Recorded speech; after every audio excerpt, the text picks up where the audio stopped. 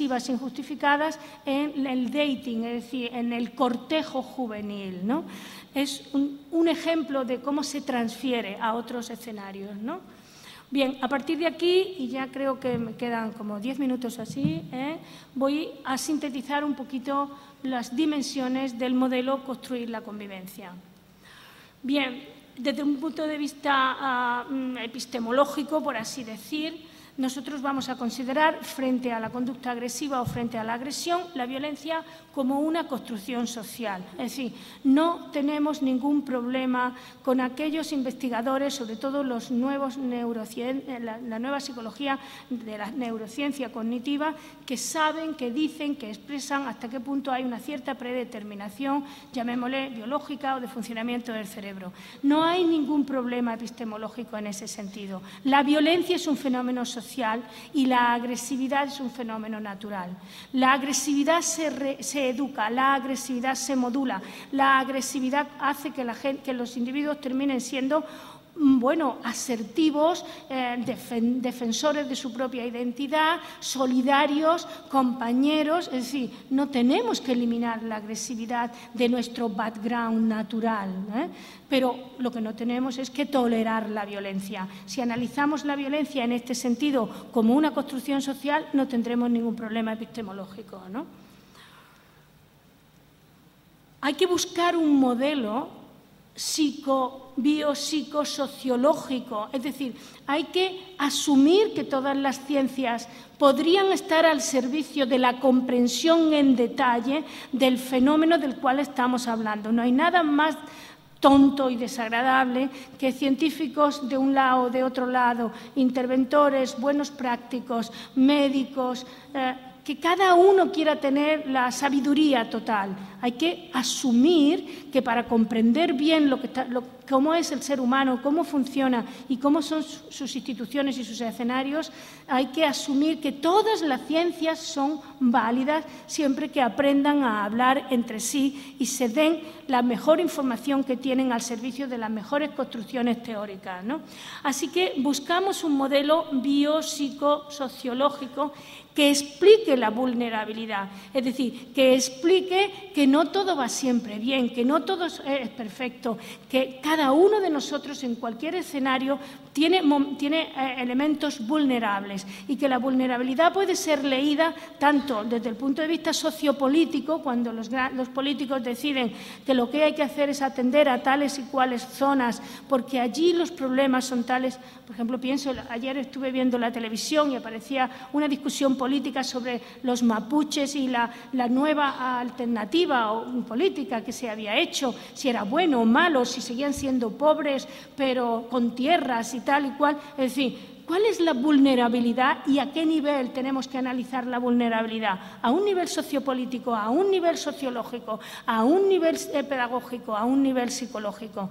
Con modelos teóricos que permitan comprender esa vulnerabilidad y la relación que hay entre esa vulnerabilidad y las condiciones específicas. Porque tan vulnerable es una víctima como un agresor, y ese agresor además hará vulnerable a la sociedad. Me ha interesado mucho lo que le he escuchado al presidente de la UNESCO cuando dice: vamos a hacer un estudio que nos diga los costes. Es decir, si se hace un estudio que nos diga los costes, y lo hacen los economistas, que está perfecto que lo hagan, que lo digan de tal manera que en las escuelas lo entiendan, en los políticos lo entiendan, la psicología lo entienda, la sociología la entienda, para que no vaya por un lado la economía y por otro lado las necesidades de la gente. Es decir, estamos buscando ese modelo epistemológico, ¿no? Un modelo que permita hacer análisis de los sistemas educativos y de sus prácticas, del currículum y de la convivencia. Es decir, no se trata de seguir dando vueltas, antes éramos constructivistas, ahora no somos constructivistas. No, se trata de que las ciencias tienen que hacer su aporte para que la práctica, los prácticos y los que tienen responsabilidad sepan qué tienen que hacer, ¿no? En fin, se trata de la interdisciplinaridad científica y ecológica. Así pues, nuestra propuesta de construir la convivencia implica que se diseñen y que se hagan políticas educativas de mejora de la convivencia escolar. Cuando digo de mejora porque es que la convivencia escolar ya es positiva en sí misma, ¿no? Que focalicen la escuela como un ámbito institucional para la adquisición de valores sociales. Ojo, valores sociales no significa solo valores sociales, significa también, como hemos visto en el modelo que PISA propone, la competencia ejecutiva y la competencia real en lengua, historia, matemáticas. La escuela sigue siendo lo que ha sido siempre y debe seguir siendo. Estoy en contra de aquellos que quieren convertir a la escuela en un hospital, en un ambulatorio, en un consultorio psicológico. La escuela es un escenario público de progreso de los individuos y de los pueblos. Bien, no sé esto porque no anda.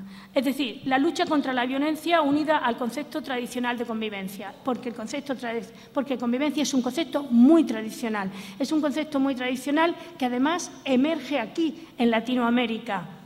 Emerge aquí en el diálogo positivo que algunos juristas españoles tuvieron con algunos grandes teóricos también en la época, quizás siniestra para otras cosas de la conquista, ¿no? ¿Esto no anda? Así que el basamento teórico del modelo Construir la Convivencia es asumir que existen antecedentes sociojurídicos del concepto convivencia. Eso nos da seguridad, eso nos permite saber que estamos en el buen sitio. Que existe un significado sociocultural de la expresión convivencia. En España se utiliza la palabra convivencia para cualquier reunión de un grupo de vecinos que viven en un edificio y que tienen que gestionar si funciona o no funciona el ascensor. Dice. Y el primer argumento es, esto hay que arreglarlo porque tenemos que tener una buena convivencia. Es decir, está en la cultura de la gente, está en el vocabulario de la gente, ¿no? El significado psicoeducativo de convivencia, la convivencia como una buena práctica, la convivencia entrena la competencia social positiva y yo simplemente pongo el ejemplo del proyecto SABE que se hizo bajo mi dirección en la ciudad de Sevilla, que se generalizó en toda la región y que ahora está generalizado en España, ¿no? El modelo Construir la Convivencia permite trabajar a los 3 grandes niveles que siempre han dicho que se debe trabajar las ciencias sociales, al nivel de primaria, optimizando las condiciones sociales generales. Una escuela miserable no enseña a vivir dignamente, así que hay que intervenir a nivel primario. A nivel secundario, estableciendo políticas preventivas ante los distintos tipos de riesgo a nivel escolar, pensando en el currículum, la disciplina, en la gestión con los factores de riesgo, etcétera. Y a nivel terciario, es decir, intervenir directamente cuando hay ya violencia, intervenir con buenos programas de paliativos de eliminación de la violencia, ¿no? Claves importantes de actuación para cualquier diseño, en mi modo de ver, es no perder de vista que hay que medir, que hay que evaluar lo que hay, hacer algo y después volver a evaluar. Los programas exitosos de intervención siempre son programas que toman conciencia de cómo es la situación antes y cómo es la situación después, ¿no? Hay que involucrar a todos los agentes a su distinto nivel y de manera diferente, profesorado, alumnado, familias, comunidad.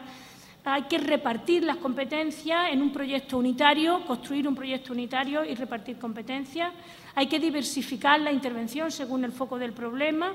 Hay que sostener la ejecución. No valen para nada los programas que empiezan hoy y dentro de un año ya se abandonan porque hemos cambiado de político y ahora no quiere que se llame su programa lo mismo que se llamó el programa de la oposición, ¿no? Bien, el SABE tuvo éxito objetivamente en todas estas medidas, ¿no? Y muy brevemente, lo que me enseñó el SABE es la necesidad de trabajar desde una perspectiva ecológica, curricular, global y comunitaria, y la necesidad de implicar siempre a todos los agentes.